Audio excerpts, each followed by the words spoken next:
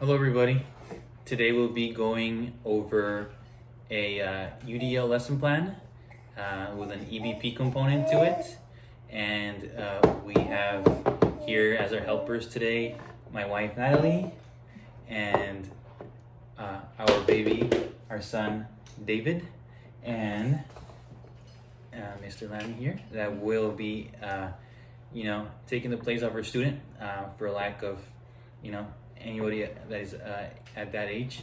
So let's go ahead and begin. Naturalistic intervention, because I feel like that's how most people learn in life, how we usually learn in life.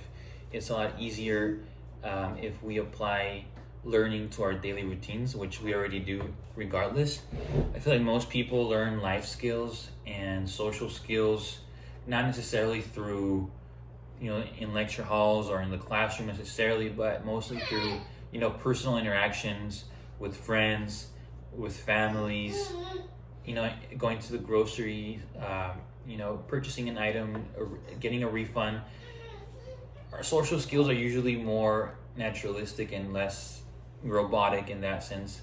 So I feel like also even learning how to do different manual things with your hands, or dexterity things, it's usually through playing.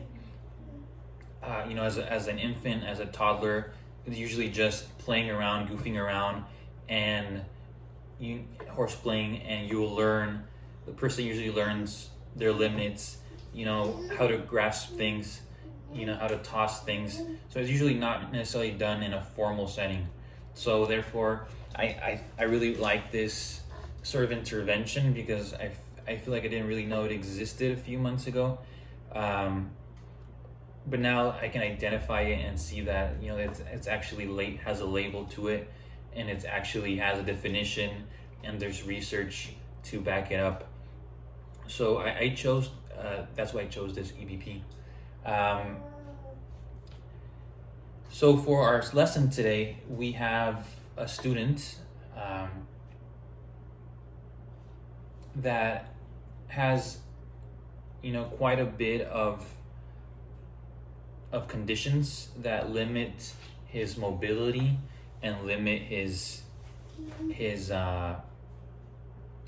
cognitive skills as well. So I'll just give you a brief summary of his conditions, and then I'll jump into the lesson just so you can have some background information on his IEP and what his limitations are, and what I'm trying to get at, as in what I'm trying to address, what components I'm trying to be able to improve through this UDL and make it more interactive for him, and make it more for him to being able to express himself more and more easily, and have me represent things in an easier way, and just being more inclusive overall.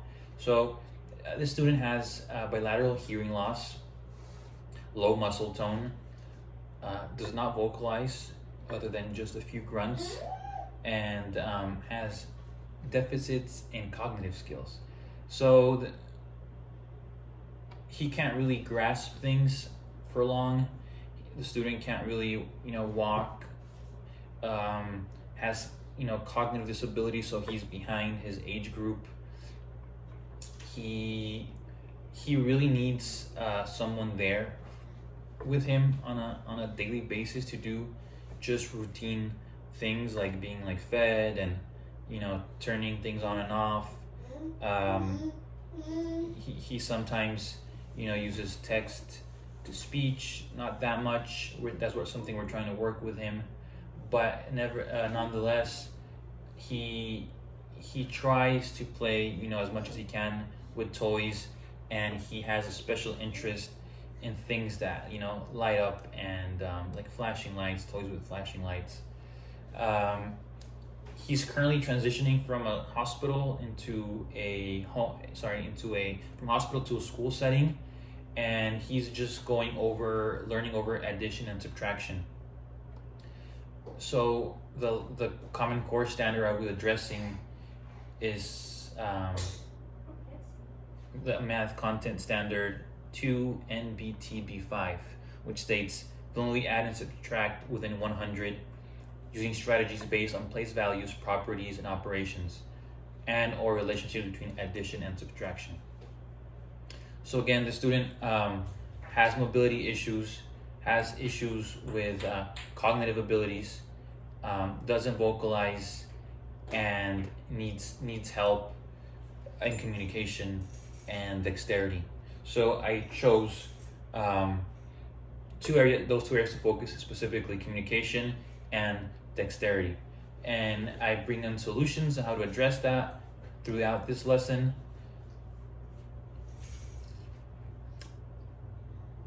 And I'll be using these cubes, which have numbers and have different types of textures, because it is something that he usually tries to grasp and is accepting. And I will also use a tablet as a assistant technology, in order to you guys will see better help with his vision, because he also has vision problems. So I'll use this for my assistive technology, and I'll use, of course, Mr. Lamy here as our student. And the goal of this UDL is pretty much to try to help the student be as independent as possible in all activities in his daily life. Therefore, I feel like communication skills and dexterity are important for us to focus on, because they are items that he needs help with, and it will help him be less dependent just in his everyday life. So our student in this case has a daily routine that he has that consists of having about an hour of playtime, and it usually consists of many toys, including blocks, Lamy, and just kind of like free time, just interact, and we're gonna kind of slide the naturalistic intervention into that. So again, it's supposed to be natural. It's not supposed to be really really doesn't really feel like a lesson for the student. It just feels like an added component to playtime. So in this case, we're gonna remove all his toys, and we're just gonna keep the colored cubes with textures, which he likes to grab onto. And we're gonna leave the tablet and Mr. Lamy. So first, we're gonna catch the student's attention. And we have already done that with, just playing, giving them back and forth, trying to grab them in this case.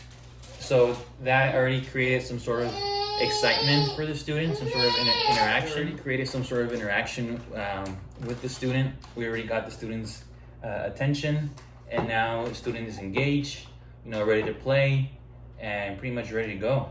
So what we're gonna do is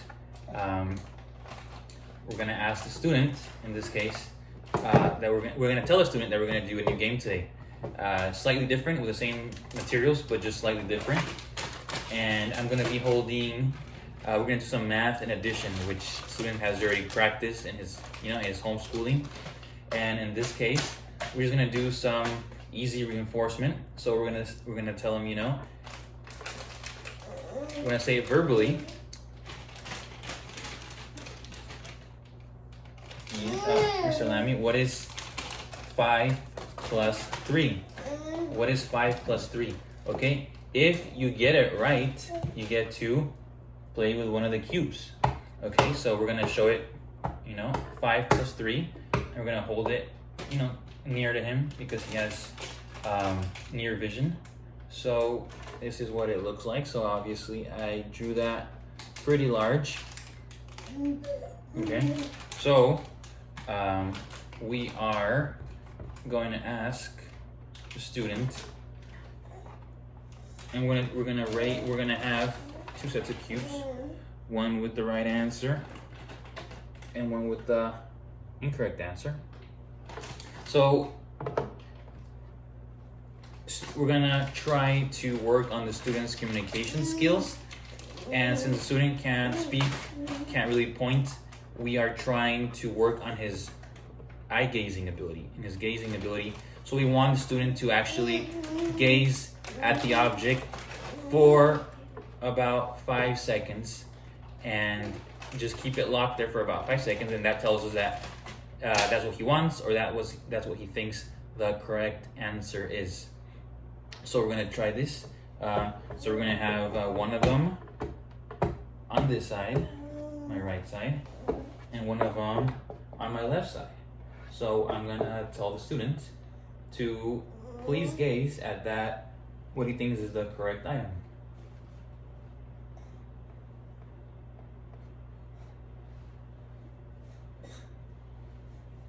Okay, that was about 5 seconds, and he was able to correctly choose number 8. So for this, we tell the student that that's the right answer, and we're gonna ask the student to see if he can hold it for at least 10 seconds.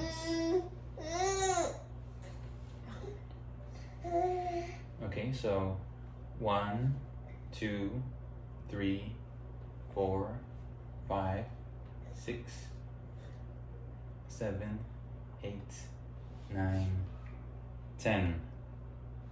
Wonderful.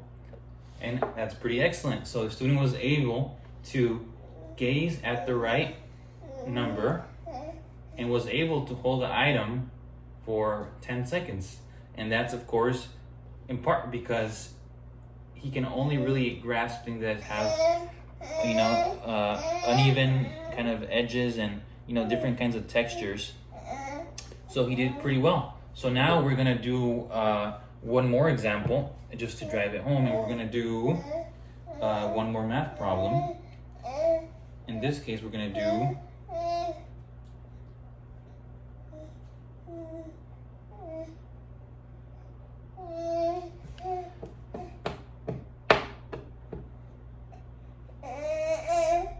the following. Okay. So I'm going to show the student.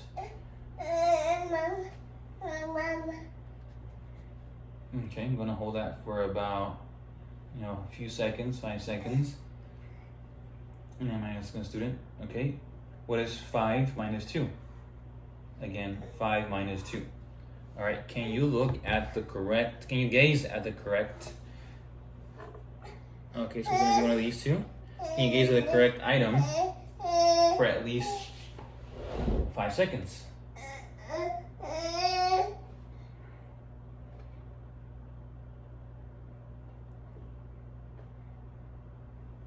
Okay, that's the correct answer.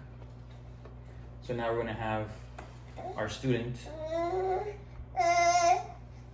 try to hold an item for at least 10 seconds. It's 1, 2, 3, 4, 5, 6, 7, 8, 9.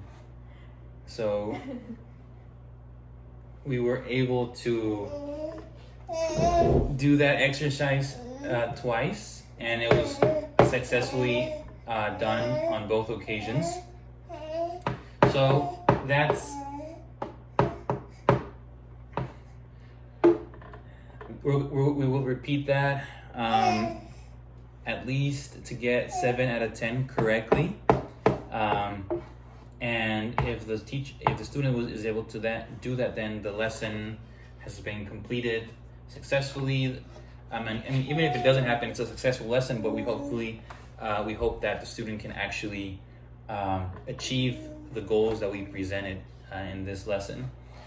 So the student did, and the student is on his way to better communicate with his eyesight and to have better dexterity, because this is something that he will be using on a daily basis, where his teachers will be asking him to look at things to see if he wants, a different kind of drink, or what kind of food he wants, to look at his choice of food, his choice of activities, and then it will help him start grabbing and holding on to pencils and pens and notebooks and books and things like that.